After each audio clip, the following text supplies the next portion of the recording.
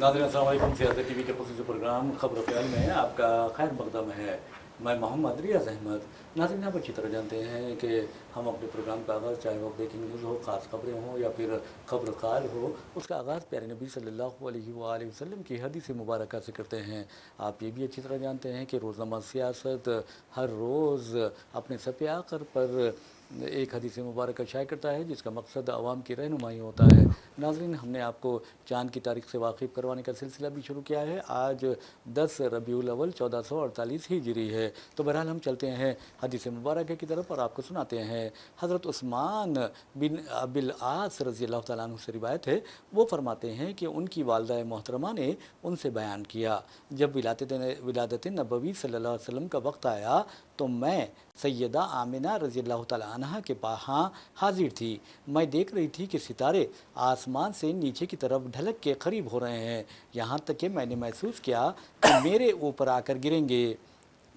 आ गिरेंगे। और सैयदा आमिना रज़ी अल्लाह तआला अन्हा के जिस्म अत्थर से ऐसा नूर निकला जिससे पूरा घर और हवेली जगमग करने लगी और मुझे हर एक शय में नूर ही नूर नज़र आया। तो बहरहाल नाज़रीन, अब चलते हैं खबरों की तरफ और आपको बताते हैं कि चीफ मिनिस्टर रेवंत रेड्डी ने एक प्रेस कॉन्फ्रेंस से खिताब किया और उस प्रेस कॉन्फ्रेंस में उन्होंने वज़ीर आज़म नरेंद्र मोदी और उनकी हुकूमत को शदीद तनकीद का निशाना बनाया। नाज़रीन, आप अच्छी तरह जानते हैं कि चीफ मिनिस्टर 23 यानी दिसंबर को, यानी कल वो जो है वो बरतानिया से हैदराबाद वापस हुए 3 रोज़ा दौरे के बाद, और वो बरतानिया से अमेरिका जाने वाले थे।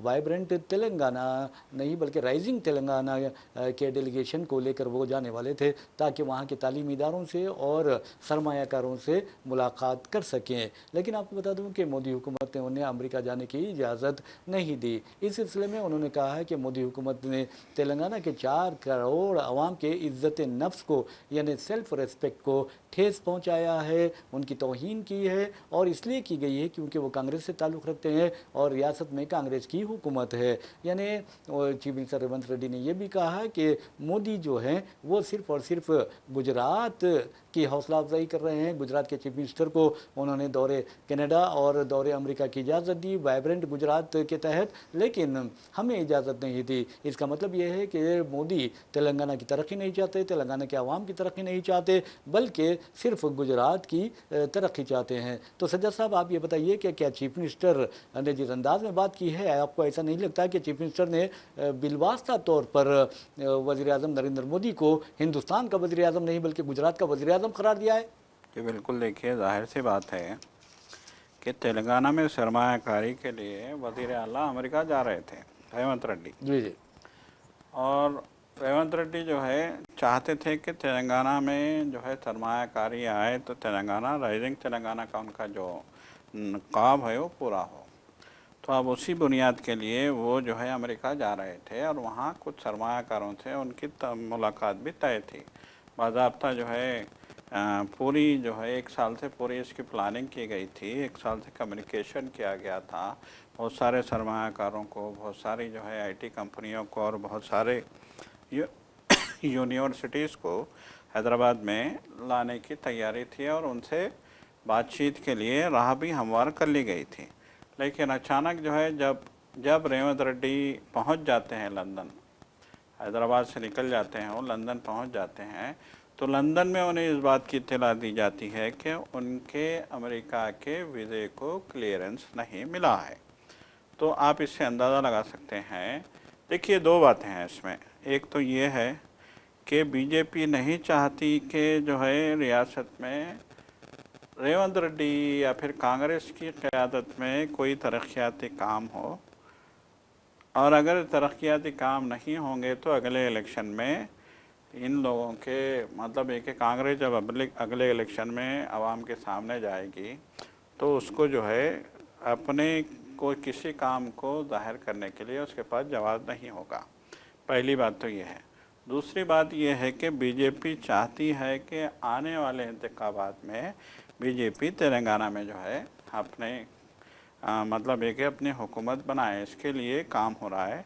आपको याद होगा कि हालिया दिनों में अमित शाह ने भी हैदराबाद का दौरा किया था और ख़ुद वज़ीर आज़म नरेंद्र मोदी ने भी हैदराबाद का दौरा किया था, और अपने दौरों के दौरान में दोनों लीडरान ने बीजेपी के, जो 1 नंबर 2 नंबर के लीडर कहलाए जाते हैं बीजेपी में, दोनों का ये दावा था कि अब बंगाल के बाद हमारा निशाना तेलंगाना है और अगली हुकूमत तेलंगाना में कायम होगी बीजेपी की।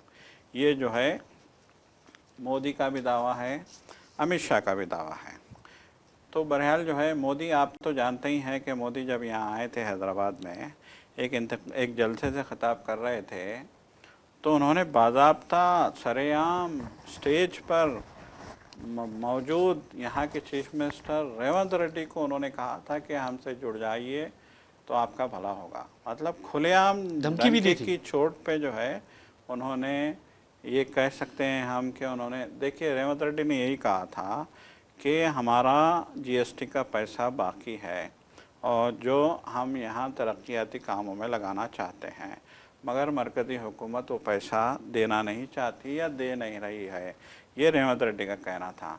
तो इसके जवाब में मोदी ने कहा था कि हमसे जुड़ जाइए, आपके काम फटाफट होंगे। तो इससे आप अंदाज़ा लगाइए कि किस तरह का जो है जहन है, किस तरह की जो है उनकी प्लानिंग है, किस तरह की जो है रेशा दबानियाँ जो बीजेपी की तरफ से की जाती हैं, किस तरीके से हुकूमतों को गिराने, हुकूमतों को दबाने, हुकूमतों को कमज़ोर करने के काम किए जाते हैं।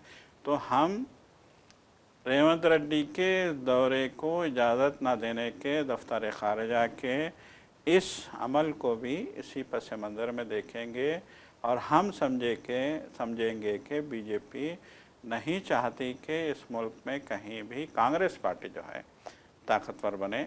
अब देखिए कांग्रेस, अब हम अगर सही मानों में देखेंगे तो कर्नाटका, तेलंगाना, केरल और जो है कुछ जुज़वी हद तक तमिलनाडु में भी कांग्रेस का जो है कुछ असर है।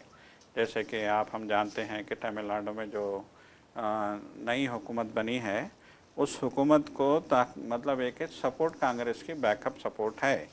उस हुकूमत को कांग्रेस ने जिस तेज़ी से फ़ैसला लिया था तमिलनाडु के इलेक्शन के बाद, और वहाँ की विजय की पार्टी को जो है जिस तेज़ी से कांग्रेस ने सपोर्ट दी थी, तो कांग्रेस का वाहिद मकसद यही था कि बीजेपी को जो है इक़्तिदार से दूर रखा जाए तमिलनाडु में। जी जी। तो बहरहाल जो कुछ भी हो, तो हम ये कह सकते हैं कि केरल में, तमिलनाडु में, कर्नाटक में और तेलंगाना में, 4 रियासतों में कांग्रेस का असर है। तो अब बीजेपी नहीं चाहती कि यहाँ कांग्रेस मजबूत हो तेलंगाना में।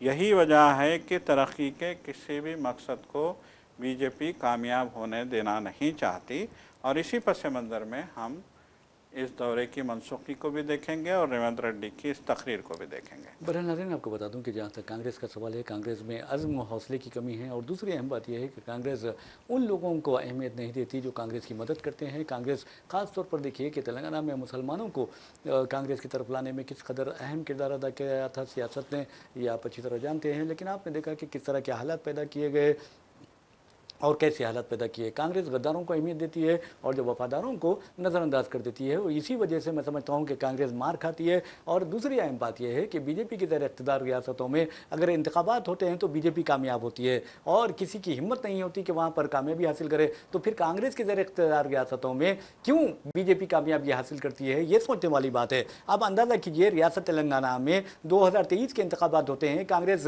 असम्बली इंतखाबात में कामयाबी हासिल करती है, शानदार कामयाबी हासिल करती है, हुकूमत बनाती है। और आपको ये बता दूं कि बीजेपी का एक एमएलए जाकर 8 एमएलए हो जाते हैं, तो कैसे ये मुमकिन है। बीजेपी का एक रुकन असेंबली फिर एक रुकन पार्लियामेंट से 4 रुकन पार्लियामेंट होते हैं, वो 4 से जाकर 8 रुकन पार्लियामेंट हो जाते हैं। तो ये कैसे मुमकिन होता है। तो कांग्रेसों में गद्दारों की कमी नहीं है, ये पूरे वसूख से मैं कह सकता हूं। अगर इस तरह की गद्दारी कांग्रेसों में रहेगी तो बीजेपी लाजिम, मैं समझता हूं कि ताकतवर होगी। अरे मेरे भाई, आपकी हुकूमत है, यहां पर अगर 8 अरकाने पार्लियामेंट कामयाबी हासिल कर रहे हैं तो इसका मतलब यह है कि गद्दारों ने मैच फिक्सिंग की है बीजेपी के साथ। और यह सोचने वाली बात है, और इस सिलसिले में कांग्रेस को गद्दारों की निशानदेही करते हुए उनके खिलाफ कार्रवाई करनी चाहिए। अब मिसाल के तौर पर आप देखिए कि अब वज़ीर आज़म नरेंद्र मोदी खुद चीफ मिनिस्टर रेवंत रेड्डी को ये वाज़ेह इशारा दे रहे हैं, एक वाज़ेह धमकी भी कह सकते हैं आप उसे, कि भाई अगर तुम अपने कुछ करना चाहते हो, तुम्हारे काम बनना है, तो फिर हमसे मिलकर रहो। तो इसका मतलब यह है हमसे जुड़ कर रहो। तो इसका मतलब ये क्या है? एक तो धमकी भी हो सकती है, एक तो लालच भी हो सकता है, एक तो पेशकश भी हो सकती है। तो ये जो चीजें हैं बहुत ही खतरनाक है और कांग्रेस हाईकमान को इन चीजों पर गौर करने की जरूरत है। अरे आपको मुसलमान कामयाबी दिलाते हैं, आपको सियासत कामयाबी दिलाता है, आपको आमिर अली खान कामयाबी दिलाता है, और फिर आप फिर वही बेवफाई करते हैं। तो ये चीजें नहीं होनी चाहिए, ये बहुत सी खतरनाक चीज होती है, याद रखिए। अब अंदाजा कीजिए कि आपकी हुकूमत है तो ये किसी की मजाल नहीं होनी चाहिए कि इंतखाबात में कामयाबी हासिल करे, लेकिन बीजेपी के 8 अरकान पार्लियामेंट मुंतखब हो जाते हैं। तो ये किसकी गद्दारी है, ये सोचने वाली बात है। ये किसकी मैच फिक्सिंग है, ये सोचने वाली बात है। अब पड़ोसी रियासत कर्नाटक में जाइए, अरे भाई कांग्रेस की हुकूमत है, आपको मजबूत होना चाहिए, लेकिन वहां बताता हूं अब आपको मसवदा जो राय दहनगान की फेरिस्त से मसवदा जारी किया गया है, उसमें 1,07,00,000 लोगों के वह नाम नहीं है, हज़फ कर दिए गए हैं। तो ये कैसी हिम्मत हुई है? अब अंदाजा कीजिए कि बिहार में 65 लाख, मगरबी बंगाल में 99 लाख, और तेलंगाना में आप देखेंगे कि 73 लाख वोटरों के नाम हज़फ कर दिए गए। अब महाराष्ट्र कर्नाटक में आप देखिए 1,07,000 लोगों के नाम हज़फ कर दिए गए हैं। तो फिर ये क्या है, क्या कर रही है कांग्रेस? कांग्रेस की क़यादत क्या कर रही है? कांग्रेस का हाईकमान क्यों नहीं देखता इस तरह की चीज़ों को? सज्जाद साहब, कांग्रेस को तो मैं समझता हूं कि अगर बीजेपी को जिस तरह कांग्रेस को दफन कर रही है, तो कांग्रेस का भी ये फर्ज बनता है टिट फॉर टैट बीजेपी को दफन कर दे। बिल्कुल, देखिए राहुल गांधी और प्रियंका गांधी को अब इस जानिब तवज्जो देने की ज़रूरत है कि जहाँ जहाँ कांग्रेस की रियासतें हैं वहाँ वहाँ क्या कांग्रेस सही से हुकूमत कर रही है।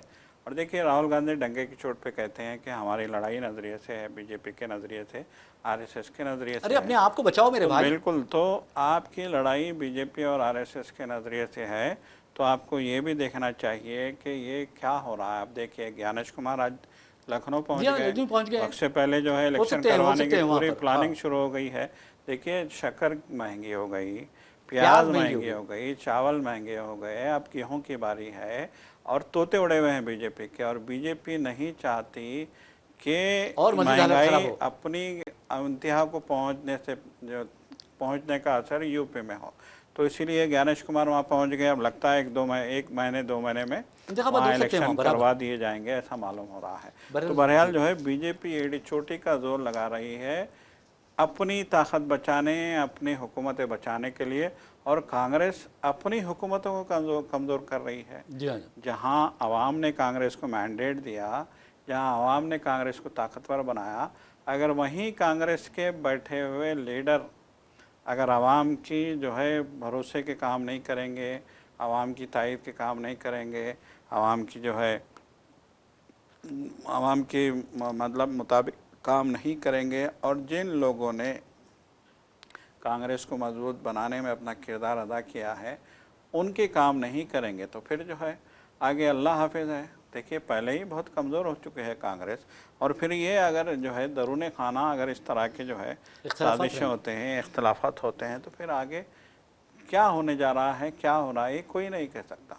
बहरहाल नाज़रीन, आपको बता दूं कि जहाँ तक सज्जाद साहब ने उत्तर प्रदेश की बात की, तो उत्तर प्रदेश में बता दूं कि chief election commissioner mister Gyanesh Kumar जो हैं वो लखनऊ पहुंच चुके हैं, और 2 दिन तक वो इलेक्शन कमीशन का जो डेलीगेशन है वहाँ पर रहेगा। और आपको ये भी बताना है कि ये डेलीगेशन जो है वहाँ पर 120 असेंबली हल्कों के बूथ लेवल ऑफिसर्स जो होते हैं, BLOs, उनसे भी मुलाकात करेगा। और ये तो कहा जा रहा है, इस तरह के इशारे भी दिए जा रहे हैं कि लखनऊ में यानी उत्तर प्रदेश में जो असेंबली इंतखाबात है वो कबलस भी मुनक्किद हो सकते हैं, और उसके आसार भी दिखाई दे रहे हैं। क्योंकि जैसा कि सज्जाद साहब ने कहा है कि महंगाई बढ़ती जा रही है, और आपको बता दूं कि शक्कर की कीमत जो है वो 70 रुपये हो चुकी है। और आवाम को मैं समझता हूं कि जिस तरह तलबा सड़कों पर आ गए हैं, आवाम भी हो सकता है कि सड़कों पर आने पर मजबूर हो जाएंगे। आटा महंगा हो गया है, चावल और मकई का आटा महंगा हो गया है सज्जाद साहब, और ये हुआ है E20 यानी इथेनॉल 20 पेट्रोल के लिए। आपको बता दूं कि ये कहा जा रहा है, अपोजिशन जमातें ये इल्ज़ाम आयद कर रहे हैं कि 25 लाख टन शक्कर सिर्फ और सिर्फ इथेनॉल 20 में बनाने के लिए दे दी गई है। तो आप अंदाज़ा कीजिए कि अब बैरूनी ममालिक से शक्कर इंपोर्ट की जा रही है, इससे बढ़ के शर्म की बात क्या होती है। और आपको ये बता दूं कि दुनिया में शक्कर की पैदावार के मामले में हिंदुस्तान नंबर 1 पोजीशन पर था, लेकिन अब वो पोजीशन हिंदुस्तान खो चुका है। अब हिंदुस्तान, आपको बता दूं कि गाय का गोश्त जो होता है और यानी बीफ के इंपोर्ट में एक्सपोर्ट में जो है वो दुनिया के नंबर यानी सरफहरिस्त 3 ममालिक में शामिल हो चुका है। और हमारे वज़ीर आज़म नरेंद्र मोदी की हुकूमत में बीजेपी हो, आरएसएस हो, आरएसएस की जो ज़ैली तंजीमें हैं, संघ परिवार है, तमाम के तमाम चीखते हैं गौ हमारी माता है। तो आपको बता दूं कि गौ का जो गोश्त है वो वज़ीर आज़म मोदी की हुकूमत में बाहर जाता है। तो ये इस पर क्यों तवज्जो देने की जरूरत नहीं है? कांग्रेस इस पर क्यों इनकैश नहीं करवाती? कांग्रेस अवाम को क्यों वाकिफ नहीं कराती कि आज हिंदुस्तान बीफ एक्सपोर्ट के मामले में दुनिया के 3 सरफहरिस्त ममालिक में शामिल हो गया है। और यहां पर कांग्रेस की या फिर किसी और पार्टी की हुकूमत नहीं है या कोई इस्लामी हुकूमत नहीं है, बल्कि यहां पर बीजेपी की हुकूमत है जो हिंदुत्व का रोना रोती है। तो क्यों वो गाय के गोश्त यानी बीफ के एक्सपोर्ट को बढ़ा रही है? सुनहरी दौर कहा जा रहा है बीफ एक्सपोर्ट का, और 5-5 अरब रुपए की सालाना हिंदुस्तान को आमदनी हो रही है यानी एक रिपोर्ट के मुताबिक। तो फिर कांग्रेस उसको इनकैश करवाए, कांग्रेस ये बताए कि चंदा चोर जो है आज गद्दी छोड़ने के लिए तैयार नहीं है। राम मंदिर में जो चोरियां हुई हैं उसको बेनकाब करे कांग्रेस, अवाम के सामने जाए, अवाम के घर घर पर जाए, खटका मार कर ये बताए कि देखो बीजेपी क्या कर रही है, बीजेपी की हुकूमत में रामचंद्र जी के साथ क्या हो रहा है, श्री रामचंद्र जी को किस तरह धोखा दिया जा रहा है। जाकर कांग्रेस को बताना चाहिए। आपको उत्तर प्रदेश में इंतखाबात जीतने का बेहतरीन मौका है, आप इंतखाबात जीत सकते हैं उसी तरह जिस तरह अयोध्या में यानी फैजाबाद में यानी एसपी के उम्मीदवार ने पार्लिमानी इंतखाबात में कामयाबी हासिल की थी। इस मर्तबा योगी आदित्यनाथ की हुकूमत का सफाया किया जा सकता है सज्जाद साहब, और मैं कहता हूं कि अब बहुत बड़ा मौका है कांग्रेस के लिए और समाजवादी पार्टी के लिए। जी बिल्कुल, आपकी बात बजा है रियाज साहब कि समाजवादी पार्टी के लिए ये बहुत बड़ा मौका है कि लोगों को बताए कि बीजेपी मज़हब के नाम पर कैसे उनके जज्बात से खिलवाड़ कर रही है, कैसे आम आदमी को बेवकूफ़ बना रही है। रियाज साहब, आपने महंगाई का तज़किरा किया तो दिलचस्प बात आपको ये बता दूं कि आज जो है उमूर सारिफिन के वज़ीर, मरकज़ी वज़ीर प्रहलाद जोशी जी जी जिनको हाल ही में जो है तालीम की भी ज़ायद जिम्मेदारी दी गई है, उन्होंने प्रेस कॉन्फ्रेंस करते हुए साफ तौर पे कहा है कि इस महंगाई के लिए हम जिम्मेदार नहीं हैं, अल नैनो जिम्मेदार हैं। जी जी सारी दुनिया में जो है आज ज़रा ये जो है मामलात बिगड़े हुए हैं, इसलिए महंगाई जो है सर चढ़ रही है, इसके लिए हम जिम्मेदार नहीं हैं। फिर एथेनॉल के लिए कौन जिम्मेदार है? E20 के लिए कौन जिम्मेदार है? आप बताइए, मतलब एक है किस तरीके से हुकूमत भाग रही है अपनी जिम्मेदारियों से, और किस तरीके से महंगाई पे कंट्रोल करने के बजाय आपको तो ये कहना चाहिए था कि हम महंगाई पे फौरी कंट्रोल के लिए इक़दाम करेंगे, उसके बजाय आपने साफ़ तौर पे जो है हाथ उठा लिए और कहा कि दुनिया में अल नैनो चल रहा है, कहीं बारिश है कहीं नहीं है, कहीं तूफ़ान है कहीं नहीं है, कहीं सैलाब है, ऐसे हालात हैं। तो ऐसे हालत में जो है ये महंगाई होगी, आपको बर्दाश्त करना है। बहरहाल नाज़रीन, आपको बता दूं कि कांग्रेस कायद जयराम रमेश ने वाज़ेह तौर पर कहा है कि चीनी, दूध, तेल, फल, राशन हर चीज़ महंगी होती जा रही है और मोदी हुकूमत के ख़िलाफ़ अब आवाम को उठना बहुत ज़रूरी हो गया। उसी तरह जिस तरह बच्चों ने आवाज़ उठाई है, यकीन मानिए स्टूडेंट की आवाज़ ने बीजेपी को यानी एक दीवाना कर दिया है, परेशान करके रख दिया है। और अगर कांग्रेस और एसपी अच्छी तरह और अपोजिशन जमातें अच्छी तरह मुहिम चलाती हैं महंगाई के ख़िलाफ़ या फिर E20 के ख़िलाफ़ या फिर राम मंदिर में चोरी के ख़िलाफ़, चंदा चोरी के खिलाफ, तो यकीन मानिए कि उत्तर प्रदेश में बीजेपी को शिकस्त दी जा सकती है और तलबा बिरादरी को साथ लेकर चला जा सकता है। लेकिन अब ये देखना है कि ज्ञानेश कुमार किसका यानी किसके इशारों पर काम करते हैं। देखिए, यहाँ एक आपको माफ़ी चाहता हूँ ख़त कलामी के लिए जी। ज्ञानेश कुमार के दौरे में कहा जाता है कि वो 20 से ज़ायद यूनिवर्सिटीज़ और बड़े बड़े कॉलेजेस के तलबा से खिताब करेंगे। तो आप अंदाज़ा लगाइए कि एक चीफ इलेक्शन कमिश्नर तलबा से बात करना चाहता है इलेक्शन के हवाले से, तो आप इससे ये अंदाज़ा लगा सकते हैं रियाज साहब कि जेनजी से कितनी डरी हुई है बीजेपी सरकार। लेकिन यकीन मानिए अब की मरतबा अगर ज्ञानेश कुमार गलती करते हैं, अगर यानी मोदी हुकूमत से हाथ मिलाते हैं, जैसा कि राजीव गांधी इल्ज़ाम आयद करते हैं, उन्होंने एक नहीं दो नहीं बल्कि 3 प्रेजेंटेशन पावर प्रेजेंटेशन के जरिए ये साबित किया कि ज्ञानेश कुमार बीजेपी के इशारों पर नाच रहे हैं। लेकिन ज्ञानेश कुमार सिर्फ एक नोटिस देते हैं, फिर खामोशी इख्तियार करते हैं। ये बिल्कुल देखिए, ये सबसे बड़ा मसला। अब देखिए, मेरे कहने का मतलब यही है रियाज साहब कि सारी दुनिया जानती है कि दिल्ली का रास्ता यूपी से होके गुजरता 80 नशिस्तें साहब, बिल्कुल यूपी से होके गुजरता है, और यूपी में बीजेपी की सीटें 38 हो गई थी। जी हाँ, जी हाँ, घट के 2024 के उनकी, हाँ बिल्कुल, उनकी सीटें जो 68 थी, 68 से घट के 34 गालिबन 34 सीटें हो गई थी उनकी एमपी की सीटें, और बड़ी मुश्किल से बीजेपी जीत पाई थी। अब देखिए, 2 बार इख्तिदार में रह चुके हैं योगी आदित्यनाथ, दूसरी बार कैसे इख्तिदार में आए ये सारी जो है कहानियाँ अलग हैं। लेकिन अब जिस तरीके से चीफ इलेक्शन कमिश्नर वहाँ गए हैं अपने पूरे वफ्द के साथ, और जिस तरीके की कार्रवाइयाँ हुई हैं, एसआईआर में भी जो है कितने करीब 3 करोड़ नाम काटे गए हैं रियाज साहब, मामूली बात नहीं है। तो ये सारा खेल जो खेला जा रहा है, सीधी बात है, आप जो है आवाम को धोखा दे रहे हैं, आप धोखे की बुनियाद पर इख्तिदार हासिल करना चाहते हैं, यही तो मामला लग रहा है। अब देखिए, जेनजी ने जिस तरीके से जो है जंतर मंतर पे बीजेपी का, मोदी का, अमित शाह का और जो है हुकूमत का जो तिया पांचा किया है, जिस तरीके से जंतर मंतर पे हुकूमत की जो है हालत की गई है, उसके बाद आपने ऐसा मालूम होता है कि बहुत सारे लोगों को काम पे लगा दिया है कि नई नस्ल को जो है रोको, इनको जो है बीजेपी से दूर जाने से रोकना होगा। अब यही लग रहा है। देखिए, अब चीफ इलेक्शन कमिश्नर को क्या ज़रूरत पड़ गई कि वो तलबा से बात करेंगे, वो प्रिंसिपल से बात करेंगे, वो कॉलेजेस के प्रिंसिपल से बात करेंगे, वो मुख्तलिफ़ स्कूलों में जाएंगे, वो कॉलेजेस में जाएंगे, वो यूनिवर्सिटीज़ में जाएंगे।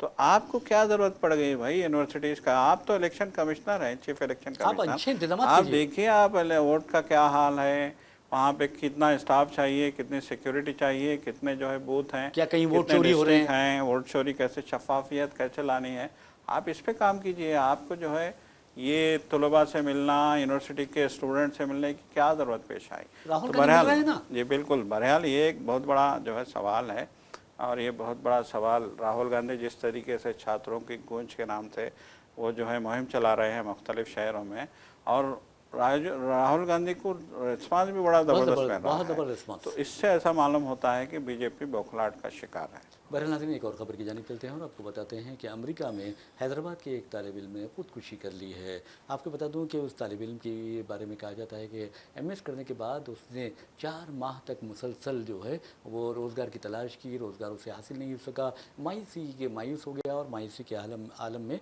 उसने खुदकुशी कर ली। और 2024 में वो आला तालीम के लिए अमेरिका गया हुआ था, और उस तालिब इल्म की साई प्रदीप की हैसियत से शिनाख्त की गई है, जो university of Texas San Antonio से मास्टर्स की तकमील किया था। बताया जाता है कि 21 अगस्त को उसने ये इंतहाई इक़दाम किया। तो वैसे नाज़रीन, आपको बता दूं कि अमेरिका में आंध्र प्रदेश के पिछले चंद मुख्तसर अरसे के दौरान कम से कम आंध्र प्रदेश के 3 बच्चों ने खुदकुशी की थी, और वहाँ पर तेलंगाना के और आंध्र के जो तलबा हैं उनके कत्ल के वाक़यात भी पेश आ चुके हैं। तो बहरहाल आपको बता दूं कि अगर आप तालीम के लिए जाएं या रोज़गार के लिए भी जाएं तो अपनी जान की परवाह भी कीजिए, अपने सेहत का ख्याल भी रखिए, ये सबसे अहम बात है। लेकिन नाज़रीन, एक और अहम खबर आ रही है, और वो खबर ये है कि हैदराबाद में जो इलेक्शन कमीशन है उसने नोटिसें जारी करना शुरू कर दिए है इलेक्टोरल्स को, यानी राय दहिंदों को नोटिसें देना शुरू कर दी है।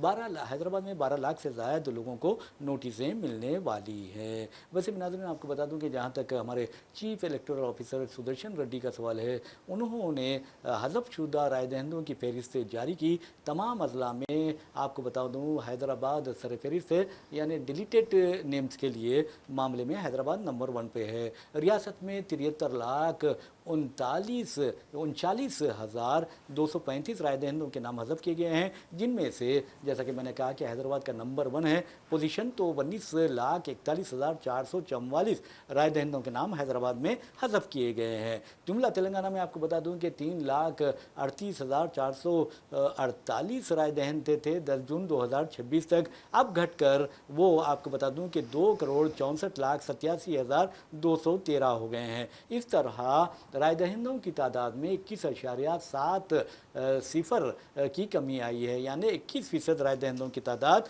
कम हुई है। और दूसरे नंबर पर आपको बता दूं कि ज़िले रंगारेड्डी है, जहां पर 12,87,091 नाम हज़फ किए गए हैं। और उसके बाद मलकाजगिरी में 10,71,566 नाम हज़फ किए गए हैं। सबसे कम यादाद्री भुवनगिरी में 26,121 नाम हज़फ किए गए हैं। नाज़रीन, जहाँ तक 73 लाख की जो मैंने बात की है, उसमें आपको बता दूं कि परमानेंटली जो शिफ्टेड वोटर्स हैं उनकी तादाद बताई गई है कि 45,18,963, और एब्सेंट जो हैं, गैर हाजिर जो हैं, जिनका अता पता नहीं है, उनकी तादाद 11,25,546, और जो इंतकाल कर गए हैं, जिनका देहांत हो गया है, जो इस दुनिया से कूच कर गए हैं, उनकी तादाद 9,22,229, और एक से ज़ायद जिनके वोट हैं उनकी तादाद 6,70,203, और दिगर वजूहात के बाद जिन लोगों के नाम हज़फ किए गए हैं उनकी तादाद 1,02,294 बताई गई है। सज्जाद साहब जी बिल्कुल, देखिए अभी बहरहाल देखिए SIR का अमल जारी है। अब देखिए अब जनवरी में मरदमशुमारी भी शुरू होने जी वाली हाँ, है। प्लान में रहिए आप, खाली बस अब ऐसा मालूम हो रहा है कतार में ठहरते रहिए आप, कि बस आप सर्वे, इससे पहले पूरी ज़िंदगी इस तरह गुजार दीजिए आप। यही लग रहा है बीजेपी जो है, ऐसा लग रहा है कि आम आदमी को पागल बना के रखना चाहती है। जाहिर बात है, जब आपको जो है बीफ में नंबर 1 होना है, बहुत बड़े बड़े जो है सरमाए आपको वो लगाने हैं, बैरून मुल्क से लोगों को लाके यहाँ पे हिंदुस्तान में जो है बहुत सारे काम करवाने हैं खुफिया तरीके से, तो फिर आपको आवाम को इस ज़हनी तौर पे परेशान रखना होगा। और ये अब देखिए SIR का काम में कितनी, एक हम देख रहे हैं 3-4 महीने से रियासत, पहले तो इन्होंने मैपिंग के नाम पे परेशान किया, फिर उसके बाद जो है SIR के नाम पे परेशान किया, और जब SIR की फाइल जारी हो गई तो इलेक्शन कमिश्नर का बयान आता है कि नहीं, असल SIR तो अब शुरू हुआ है। जी जी, तो ये जो हो रहा है, यकीनन देखिए आवाम को ही अब इसका जवाब देना होगा। बहरहाल नाज़रीन, आपको बता दूं कि हैदराबाद में 26 अगस्त को ये मिलादुन्नबी का जुलूस है, लेकिन आपको बताना ज़रूरी है कि बाज़ार घाट में एक पेश आए अलमनाक वाक़े में एक नौजवान अपनी ज़िंदगी से महरूम हो गया। वो दरअसल बरक़ी खम्भे लगा रहा था, एक खम्भे पर उन्हें बरक़ी पोल पर उसका चढ़ना हुआ, और उसने वहाँ वायर लगाने की कोशिश की और फिर नीचे गिर गया और ज़ख्मी हो गया। इस नौजवान की शिनाख्त आपको बता दूँ कि सईद मेराज के तौर पर की गई है। बहरहाल आप देखेंगे कि ये ख़ानदान के लिए बहुत बड़ी बात होती है। नाज़रीन, इसी के साथ हम अपना प्रोग्राम ख़बर ख्याल अख्ताम को पहुँचाते हैं। अपने मेज़बान मोहम्मद रियाज़ अहमद और मेरे साथी सैयद सज्जादुल हसनैन को इजाज़त दीजिए। इंशाअल्लाह फिर मुलाकात होगी, फिर बात होगी। तब तक के लिए अल्लाह हाफ़िज़।